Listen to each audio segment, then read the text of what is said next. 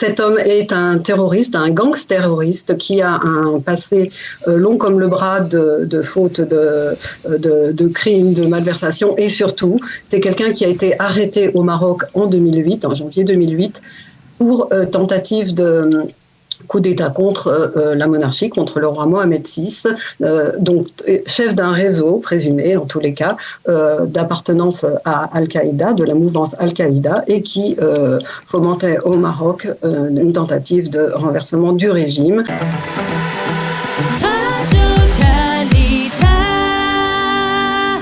Et comme je vous l'annonçais dans la présentation de cette heure d'actualité, nous avons le plaisir d'être en ligne avec Agnès Ben-Simon. Agnès, bonjour, Boker Tov.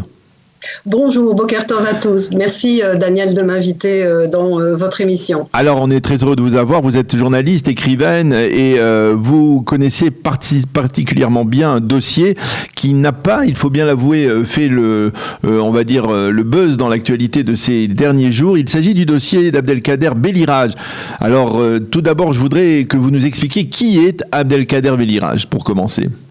Alors, pour commencer, je pense qu'il serait intéressant pour les auditeurs et téléspectateurs de savoir que, effectivement, cet homme est un terroriste, un gangster terroriste qui a un passé long comme le bras de fautes de crimes, de malversations, et surtout, c'est quelqu'un qui a été arrêté au Maroc en 2008, en janvier 2008, pour tentative de coup d'État contre la monarchie, contre le roi Mohamed VI, donc chef d'un réseau présumé, en tous les cas, d'appartenance à Al-Qaïda, de la mouvance Al-Qaïda, et qui fomentait au Maroc une tentative de renversement du régime, accompagnée de transport d'armes. Ça, c'est une personnalité qui a déjà derrière elle un long passif.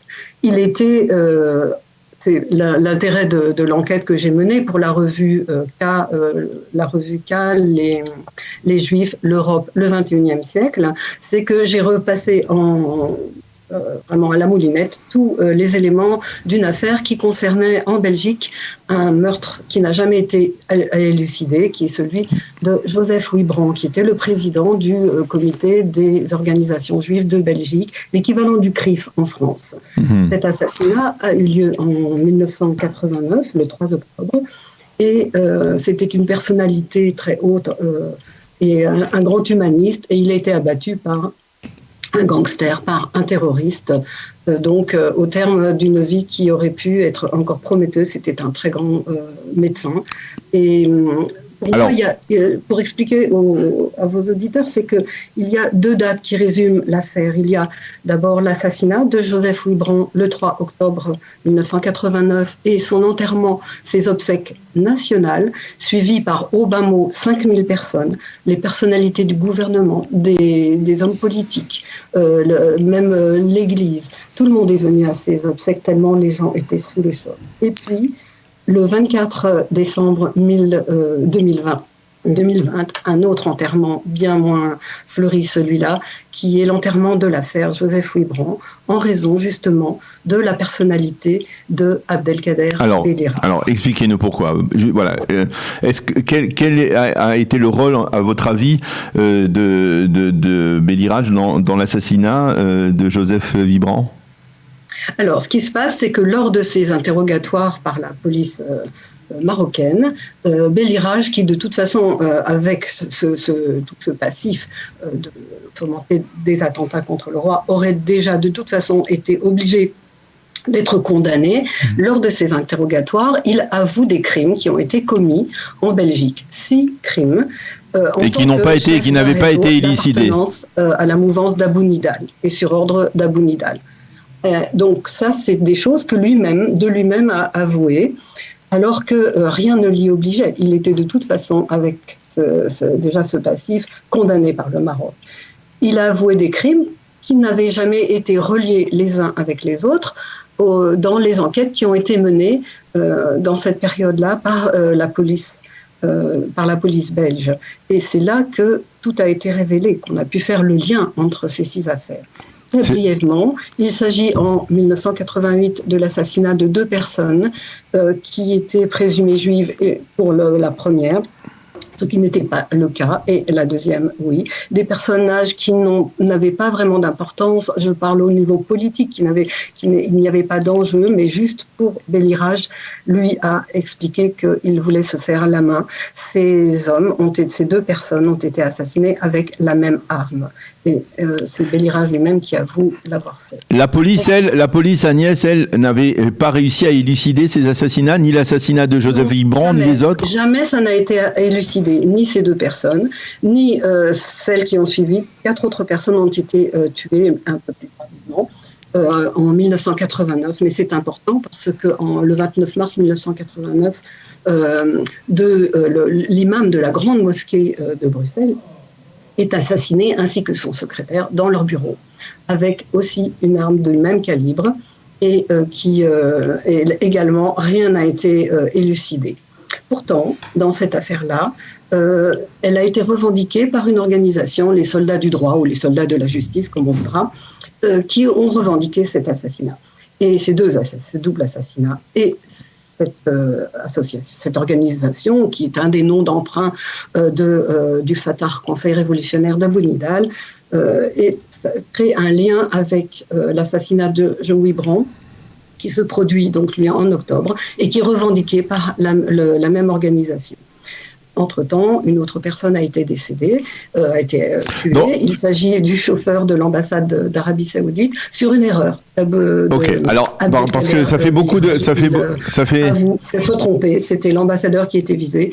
Et lorsqu'ils ont référé à Abou Nidal qu'ils avaient réussi l'opération, on leur a fait comprendre que c'était pas la bonne personne. Alors, je vais essayer de faire le clair sur ce que vous nous disiez à l'instant. Apparemment, ces assassinats auraient été revendiqués par une cellule d'Abou Nidal. Dont Bélirage serait le cerveau. Dont Bélirage serait le cerveau, c'est ça. Parce que c'est-à-dire, mais jusque-là, on ne fait pas le lien entre Bélirage et cette cellule ? Jusqu'en 2009. Ce c'est qu'en 1991, sur une dénonciation anonyme, bien sûr, le nom de Bélirage est apparu dans l'enquête sur le meurtre, sur les meurtres de l'imam de la grande mosquée et son bibliothécaire secrétaire. Voilà, son nom est apparu. Alors, il a été. Est-ce que des enquêtes sur lui, et ça n'a rien donné. Donc, on a laissé passer les choses. Or, il y a des éléments, et ça, c'est tout le travail de maître Michel Hirsch. Une fois qu'en 2008, Abdelkader Bélirage a fait ses aveux à la police marocaine et à la justice marocaine, elle a évidemment, Amy Wibran, la veuve de Joseph Wibran, s'est portée partie civile. Maître Michel Hirsch a été son conseil juridique. Et je dois dire qu'il faut saluer la ténacité, le courage et l'intelligence de ces deux femmes qui se sont battues pour que la justice soit rendue dans des conditions extrêmement difficiles. Mais la justice n'a pas été rendue puisque la justice belge, elle, n'a pas condamné Bélirage.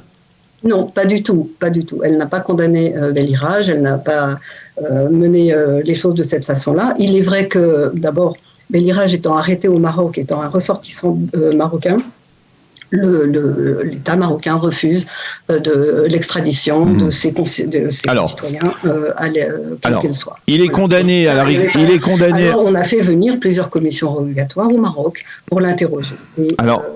Devant l'un des...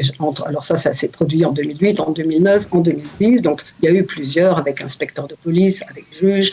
Et à ce moment-là, Bélirage revient sur ses aveux et explique qu'il a été torturé. Mais comme je le disais d'entrée de jeu, pour quelle raison aurait-il avoué des crimes qui ne concernaient pas le Maroc ? Ok, alors c'est très clair. Agnès, maintenant je veux essayer de comprendre le dernier maillon de cette chaîne autour de Bélirage. Il est condamné à la réclusion à perpétuité pour une tentative d'attentat contre le roi Mohamed VI, ce qui n'est pas rien. Et pourtant, la semaine dernière, c'est le dernier développement dans cette affaire. Eh bien, le roi réduit sa peine. Il est de 25 ans de la réclusion à perpétuité à 25 ans.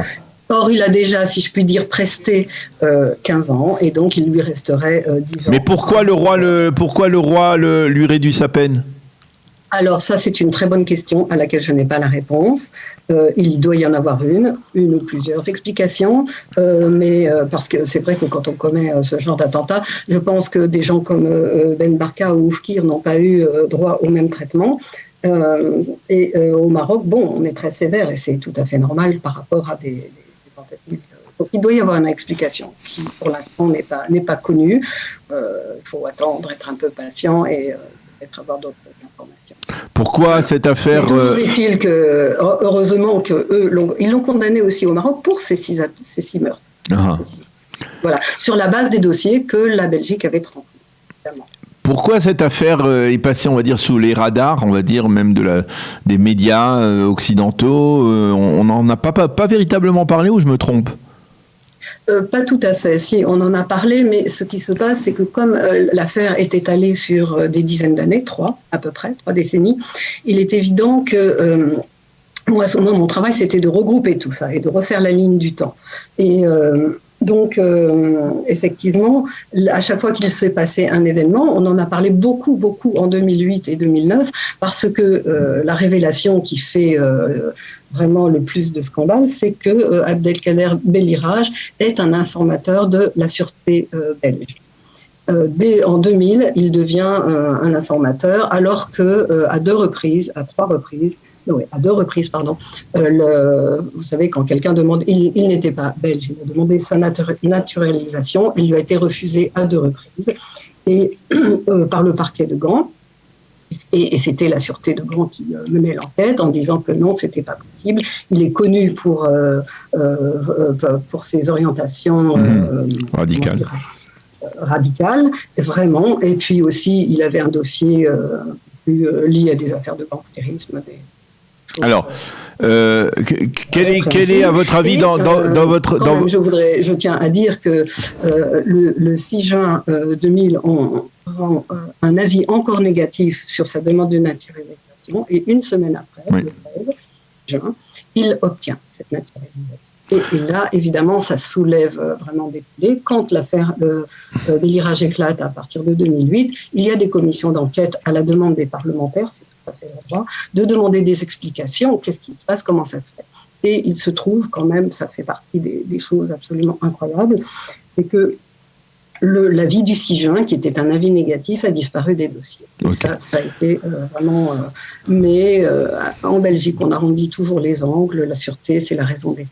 Alors, une dernière question, Agnès, pour terminer. C'est-à-dire, quelle est la prochaine étape, c'est-à-dire de cette enquête à rallonge, on peut dire, comme vous le disiez, sur 3 décennies. Qu'est-ce qu'on peut faire de plus dans ce dossier ? Eh bien, il est prescrit, comme je l'ai dit, depuis le 20 décembre 2020. Donc, du point de vue, en Belgique, c'est plus possible de rouvrir. Il y a prescription. Et donc, les assassins, les complices de Abdelkader Belirage, parce qu'il n'était pas tout seul, c'était une cellule terroriste, et notamment celui qui a tiré la balle contre Joseph Ouibrand est libre parce qu'il n'a pas, malgré les perquisitions et les enquêtes, il n'a pas dû être inquiété. Et voilà. Alors, effectivement, la question se passe, qu'est-ce qu'on peut faire ? Bon, il y aurait... une option qui serait de porter, mais c'est très long, très cher, très onéreux, de porter cette affaire à La Haye, au tribunal international de justice de La Haye, mais il y a peu de ça sera encore très long. Oui. Qui sait que ça se passe.